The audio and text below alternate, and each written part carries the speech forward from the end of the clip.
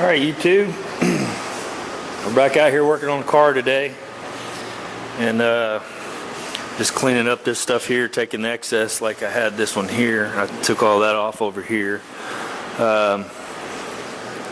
And one thing that I had learned before but I'd never actually really seen, even on the last car I did, looks like what the factory did was they put their seam sealer or whatever this is. It's hard as a rock. I'm assuming it's seam sealer, just been really old, but you can see the red stuff. So what they did, from what my understanding, is they seam sealed this all down through here and all that, and then they do their pinch welds, and they got a machine that just lights up on this and it pinch welds right through the seam sealer. Well, it looks like that works really well. I mean, clearly 50 years and it still looks, you know, there's no rust underneath that seam sealer and all that kind of stuff. It does look like they get a little bit messy with it. I don't know if that'll show how well, but they just brushed it everywhere. I mean, this all the way down in here is all seam sealer, which there's no seam there. They just really needed to do it right there. But yeah, there you go on that. I come out and played a little bit last night. Didn't really make a video because I didn't get much done. One thing I was going to say, let me pull this down a little bit so I can show you what I'm needing to show you.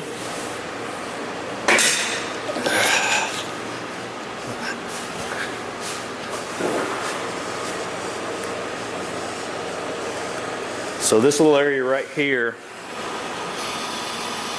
is pretty bad off, and not so much this area as what's underneath it. This is pretty pitted pretty bad. So I don't know how it's made like this, or what the deal is, but this is all part of this A-pillar, and it comes down, and then it, you know, you can see here what it's doing. Well, it's rusted pretty bad up in between these two panels, which this panel is this panel back here. So in order to get to the inside of that, I'm going to have to either cut this out or cut this piece out and make another piece, which is probably what I'm going to do, is just fabricate me another little piece to go right there. But once I pull this out, I can get to that, clean it all up. If I need to, I can replace it if it's bad enough. But also, as you can see here, I can get up in the backside of this and treat all of it too, so that'll be good. I really didn't want to pull that loose, but I don't see that I really have many options. If I'm going to do this right and eradicate all that rust, I'm going to have to pull that off there. So I'm going to have to break these spot welds loose. Hopefully I can save it and use it as a pattern to put another piece in there. And heck, if not anything else, I could probably take a piece of sheet metal in the same shape, because this is really heavy duty hard stuff. I could probably lay that down and take me, you know, a hammer and just kind of beat it into the shape to form the shape it is right now, and then weld it back in. Or at least that's the plan. I'm not exactly how I'll cut this. There's a spot right here. I may just cut right across here somehow and then pull that out and fabricate me a little patch or something. I'll probably have to do the same thing to the other side.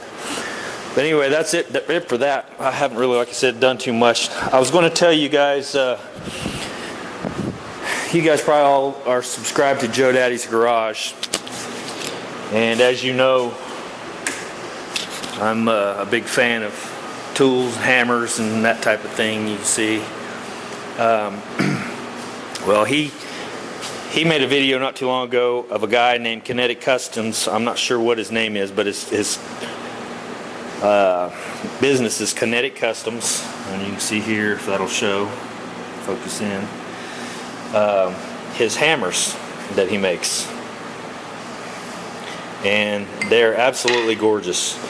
And I had to have them because, as you can see, they're handmade. I mean, the guy makes them literally from scratch, and the workmanship is awesome. They're going to be, you know, one of a kind, you know, because this guy makes them himself. And this one right here is a prototype, and I don't know that it's the only one he's ever made, maybe, but I think he's probably going to make more of them. I'm not real sure about that, but let me set you on the stand here and show you how this hammer works. It's pretty cool.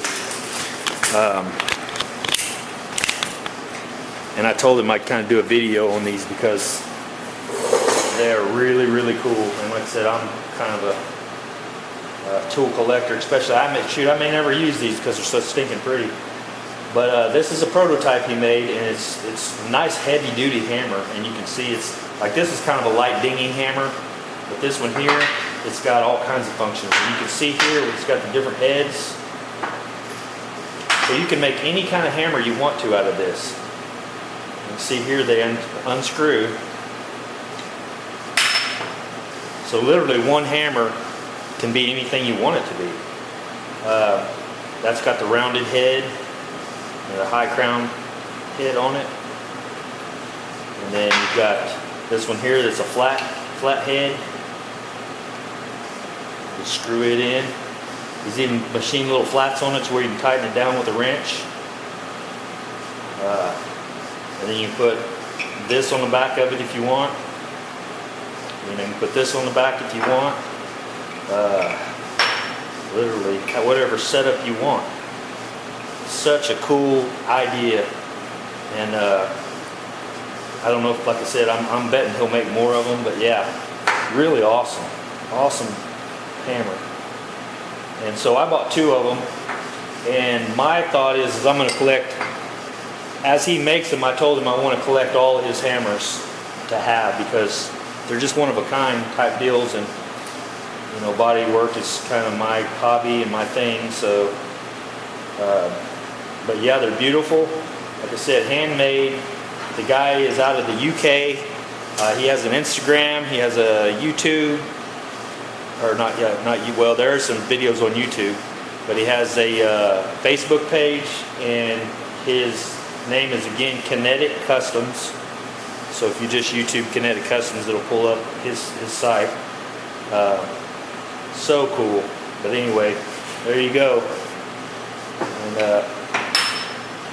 yeah, this was another thing I got. This little scribe, you won't be able to see that, but it's actually kind of a one-of-a-kind deal. And I think Greg's Garage turned me on to this one. The guy's just like a machinist, and it literally has Mr. Fireman 164 on it. You can see here it's engraved. You got the little red in the little grooves there, but it's a scribe. And it's really cool. Now I don't know if this guy's making these anymore or not. But yeah, pretty cool little deal. That's another little tool that I see. Those look kind of one-of-a-kind things, or people who do stuff like this and that are really good at what they do. I like to support them, and of course then for me too, that gives me tools that no one else really has, so which is cool. So there you go. Thought I'd show you those real quick, kind of make a quick video on those. And yeah, I'm gonna get back on this. Nothing special, nothing really noteworthy, other than pulling this stuff apart. And I may go ahead and pull the dash out today, so that may happen. So yeah, all right guys, we'll see you. All right, so I went ahead and took my time on this patch, and you can see why I wanted to get down in there now.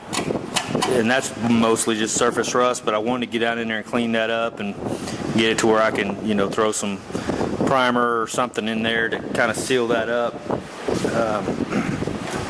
Same down in underneath there. That'll show. Kind of get in there maybe and at least put some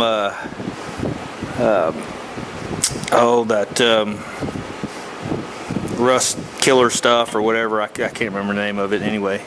And also I think I'm going to take that wand that I have, that real long wand, and run it up inside this channel and just soak all that up in through there from the inside, and kind of treat that in there as well.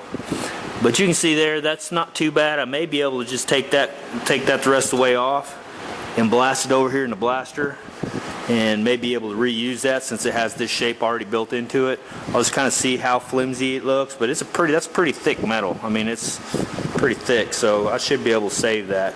And now I can go in here and clean all this up underneath here. obviously the seam sealer failed, or they didn't seam seal that, one or the other, but it doesn't have the red stuff on it like this down here did, so I'm not real sure what was up with that. But so yeah, there you go. There's the back side of your fender. That's the bolt back there. So all right, well anyway, so I'm gonna clean that up and get that going, so see you in a bit. Alright, so I got this, I didn't make a patch, I cleaned this one up and it looks like it probably worked fine. You can see how I cut it there, just went ahead and cut around that. I didn't want to try to have to, do something with that, so I just cut around it. And so I sandblasted it, then I wire wheeled it, try to get all that stuff out of there. And you see, I cleaned this up a little bit, but I still need to do a little bit more. But down in here, I'm going to have to sandblast that, which I have a little blaster, have a little spot blaster somewhere laying around here.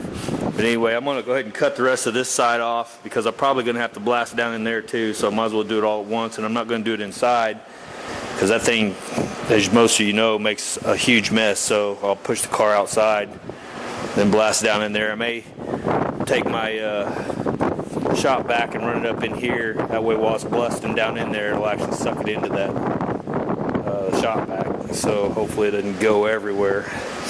Anyway, that's kind of the plan, so I'm gonna get to working on that one. You can see here, got that. You can see that seam seal a little better, what they use there. You can kind of see inside there as well. I need to suck all that out with the shop vac too. Probably see that mess down in there. But I'm taking them rockers off, so I'll be blowing all that out of there anyway.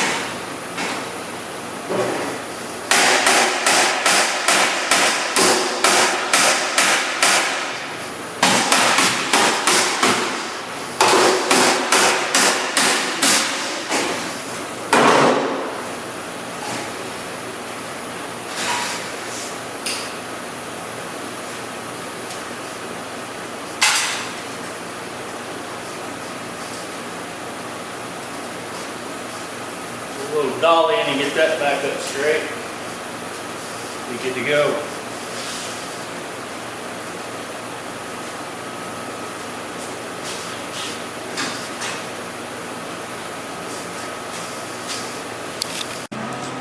Alright guys, it's going to be it for me today. I'll go back in the house for a while. I've had enough playing out here today, so. Alright, well, not much progress, but some. So we'll just keep tapping away at it till you